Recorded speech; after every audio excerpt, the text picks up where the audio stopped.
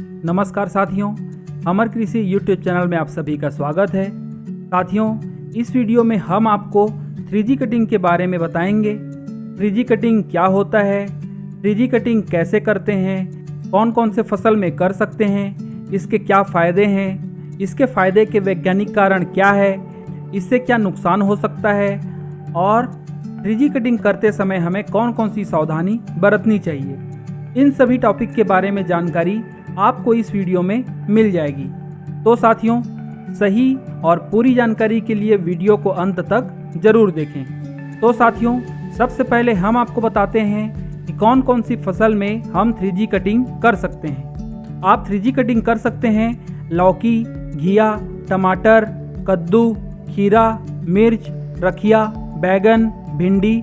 इसके अलावा भी बहुत सारी फसलों में आप 3G कटिंग कर सकते हैं, लेकिन सभी फसलों में 3G कटिंग करने का जो तरीका है वह अलग अलग होता है। साथियों, इस वीडियो में हम तरोई और घिया में 3G कटिंग करके बताएंगे और यकीन मानिए दोस्तों, 3G कटिंग के बहुत ज़्यादा फ़ायदे हैं और इससे उत्पादन ज़्यादा प्राप्त होता है। लेकिन अगर इसे हम सही समय में और सही तरीके से करें तो उत्पादन बहुत ज़्यादा प्राप्त होता है। साथियों, वीडियो शुरू करने से पहले सबसे पहले जान लेते हैं कि 3G कटिंग क्या है। जैसे आपने बीज की रोपाई की और फिर इससे पौधा बाहर आया, सबसे पहले जो शाखा बनती है उसे कहते हैं पहली पीढ़ी या फिर फर्स्ट जनरेशन ब्रांच। उसके बाद पहली पीढ़ी की शाखा से दूसरी पीढ़ी की शाखा निकलती है और फिर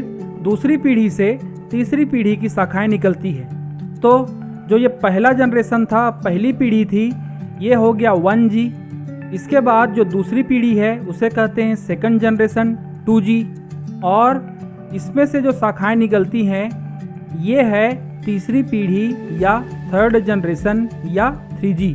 तो साथियों, पहली पीढ़ी और दूसरी पीढ़ी की शाखाओं के ऊपरी भाग को जब हम कट करके निकाल देते हैं, इस क्रिया को कहते हैं 3G कटिंग। जब हम पहली पीढ़ी को कट करेंगे तो दूसरी पीढ़ी जल्दी निकलती है और जब हम दूसरी पीढ़ी की जो शाखा है उसके एक सिरा को काटते हैं तो तीसरी पीढ़ी जल्दी से आती है और इसीलिए इसका नाम है 3G कटिंग। तो साथियों, अभी तक आप जान चुके हैं कि 3G कटिंग हम किस किस पौधों में कर सकते हैं और 3G कटिंग होता क्या है। अब हम आपको बताते हैं कि 3G कटिंग कैसे करें।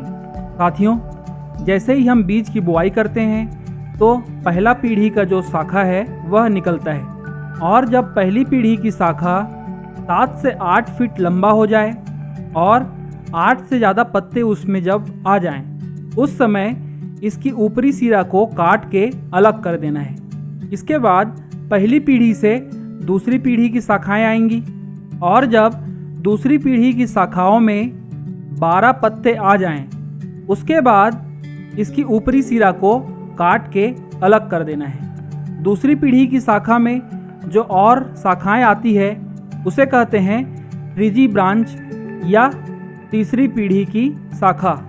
तो साथियों, हमें केवल 2 बार ही कटिंग करनी है। जब पहली पीढ़ी की शाखा 7-8 फीट का हो जाएगा उस समय, और जब दूसरी पीढ़ी में 12 पत्ते आ जाएंगे उसके बाद हमें कटिंग करना है और फिर तीसरी पीढ़ी की शाखाओं को नहीं काटना है, केवल हमें 2 बार ही कटिंग करनी है। कुछ ऐसे YouTube चैनल आपको मिल जाएंगे जिसमें वो आपको 3 बार कटिंग करने के लिए बोलेंगे, लेकिन ऐसा नहीं करना है, केवल हमें 2 बार कट करना है। और फिर तीसरी पीढ़ी की शाखा में बहुत सारे फूल आते हैं और ये जो फूल होते हैं उनमें मादा फूल की संख्या बहुत ज़्यादा होती है और नर फूल की संख्या कम होती है। इसीलिए प्रति पौधा हमें ज़्यादा मात्रा में उत्पादन प्राप्त होता है। यही इसका वैज्ञानिक कारण है कि हमें 3G कटिंग से ज़्यादा मात्रा में फल प्राप्त होते हैं। साथियों, अगर किसी पौधे में 3G कटिंग नहीं हुआ है, उसमें अगर 14 नर फूल खिलते हैं उसके बाद एक मादा फूल खिलता है, मतलब कि इसका जो अनुपात होता है वह होता है 14 नर फूल में एक मादा फूल। इसीलिए अगर हम 3G कटिंग नहीं करते हैं तो हमें उत्पादन कम प्राप्त होता है, क्योंकि जो फल लगते हैं वो तो मादा फूल में लगेंगे। और अगर हम 3G कटिंग करते हैं तो एक नर फूल खिलने के बाद 2 मादा फूल खिलते हैं। मतलब कि इसका जो अनुपात होता है, एक नर फूल में 2 मादा फूल और मादा फूल में फल लगते हैं। इसीलिए 3G कटिंग करने के बाद प्रति पौधा हमें ज़्यादा उत्पादन प्राप्त होता है। साथियों, 3G कटिंग करने के कुछ नुकसान भी हैं, जो कि इस प्रकार हैं। अगर हम पौधे में 3G कटिंग करते हैं तो फल थोड़े लेट में लगते हैं, लेकिन ज़्यादा मात्रा में लगते हैं, तो इसे नुकसान नहीं कहा जा सकता। लेकिन 3G कटिंग करने के बाद फल थोड़े लेट में प्राप्त होते हैं। 3G कटिंग करने के लिए टेक्निकल नॉलेज चाहिए, इसीलिए सही जानकारी रखने वाला इंसान ही अगर इसे करे तो ज़्यादा अच्छा है। अगर हम छोटे एरिया में खेती किए हैं तो ऐसे में तो 3G कटिंग करना बहुत ही आसान है, लेकिन अगर हम बहुत बड़े एरिया में खेती किए हैं तो उन सभी पौधों में 3G कटिंग करना थोड़ा मुश्किल काम है। ऐसा करने से हमें ज़्यादा मात्रा में लेबर की आवश्यकता पड़ेगी और फिर जो हमारा कॉस्ट ऑफ कल्टीवेशन है, जो लागत है, वह थोड़ा बढ़ जाता है। 3G कटिंग करने के समय हमें कुछ सावधानियों को ध्यान में रखना है, और वो कुछ इस प्रकार हैं। जैसे हमारे पास बहुत सारे पौधे हैं तो हमें सभी पौधों में 3G कटिंग नहीं करनी है। जो कुछ पौधे हैं बीच बीच में उन्हें छोड़ देना है और उसमें 3G कटिंग नहीं करनी है। और ऐसा इसलिए क्योंकि जिसमें हम 3G कटिंग नहीं करेंगे तो उसमें नर पुष्प की संख्या या नर फ्लावर की संख्या बढ़ जाती है और नर फूल और मादा फूल के बीच में परागण अच्छे से होता है, ज़्यादा मात्रा में होता है। इसीलिए हमें बीच बीच में कुछ पौधों में 3G कटिंग नहीं करनी है और उसको ऐसे ही छोड़ देना है।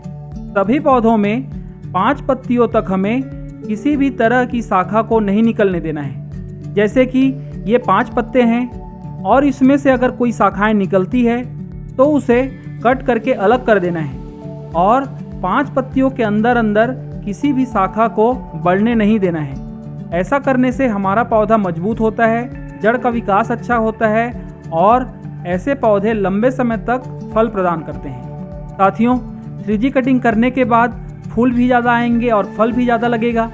इसीलिए हमारे पौधे में सही मात्रा में और सही समय में उर्वरक और खाद देते रहना है। पौधों में पानी की कमी बिल्कुल नहीं होने देना है। अगर पानी की कमी होगी तो फिर परागण की क्रिया अच्छे से नहीं हो पाती है और फल की संख्या कम हो जाती है। बीच बीच में हमें कटाई छटाई करते रहना है ताकि हवा अच्छे से पास हो सके, जिससे पौधे में कीट बीमारियों का प्रकोप कम होता है। तो साथियों, ये थी 3G कटिंग के बारे में जानकारी।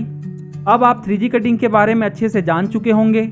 आपको पता हो गया कि 3G कटिंग क्या होता है, कैसे करें, किस किस फसल में करें, इसके फ़ायदे क्या होते हैं, इसके वैज्ञानिक कारण क्या हैं, नुकसान क्या क्या हो सकता है और हमें कौन कौन सी सावधानी बरतनी चाहिए। अगर आपको यह जानकारी अच्छी लगी होगी तो अपने दोस्तों के साथ शेयर करें, हमारे इस वीडियो को लाइक करें और हमारे चैनल को सब्सक्राइब करें। इस वीडियो के लिए इतना ही। अब हम मिलेंगे अगले वीडियो में।